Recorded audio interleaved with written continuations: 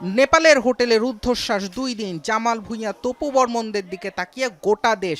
হিমালয়ের পাদদেশে যখন সরকার বিরোধী বিক্ষোভে উত্তাল রাজধানী কাঠমান্ডু, টিম হোটেলে থাকা বাংলাদেশ দলের জন্য তখন প্রার্থনায় ফুটবল পাগল সমর্থকরা। দিন দুয়েকের অবরুদ্ধ জীবনের পর জামালরা দেশে ফিরেছিলেন সামরিক বিমানে। নেপাল যাত্রার শেষ কদিনে ফুটবল আর জয় পরাজয় ছাপিয়ে বড় হয়ে উঠেছিল ফুটবলারদের নিরাপদে দেশে ফেরা। বাফুফে, ক্রীড়া মন্ত্রণালয় আর নেপালে বাংলাদেশের হাইকমিশন একযোগে কাজ করেছিল 23 ফুটবলারদের নিরাপদে ফিরিয়ে আনতে। দেশে ফেরার পরদিনই অধিনায়ক জামাল ভুঁইয়া গণমাধ্যমের সামনে শোনালেন সেই সময়ের কথা। অ্যাকচুয়ালি আমি মানে এই যেটা প্রসেস করছে না, আমি আসলে ওর সাথে যাইতে চাইছি ছবি মানে নেপালের, কারণ আমি মনে করছি হোটেলে থাকলে এত সেফ না, বাট রাস্তা গেলে ওইখানে একটু সেফটি থাকে না।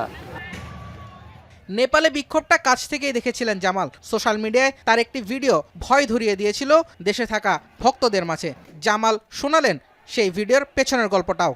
ওই সময় একটু ভয় পাইছি, কারণ আমরা 4 তলাতে ছিলাম আর আমি আমার রুমে ছিলাম।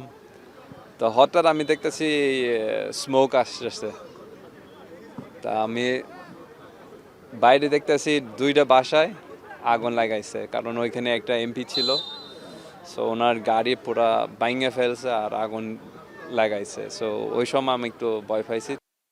দেশে ফেরার পর অবশ্য ফুটবলারদের মানসিক অবস্থা স্বাভাবিক আছে বলেই জানালেন বাংলাদেশি কাপ্তান।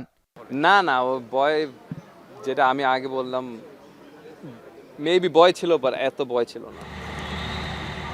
সব শঙ্কা কাটিয়ে নিরাপদে দেশে ফিরেছেন ফুটবলাররা। ফিরে গিয়েছেন নিজ নিজ ক্লাবে।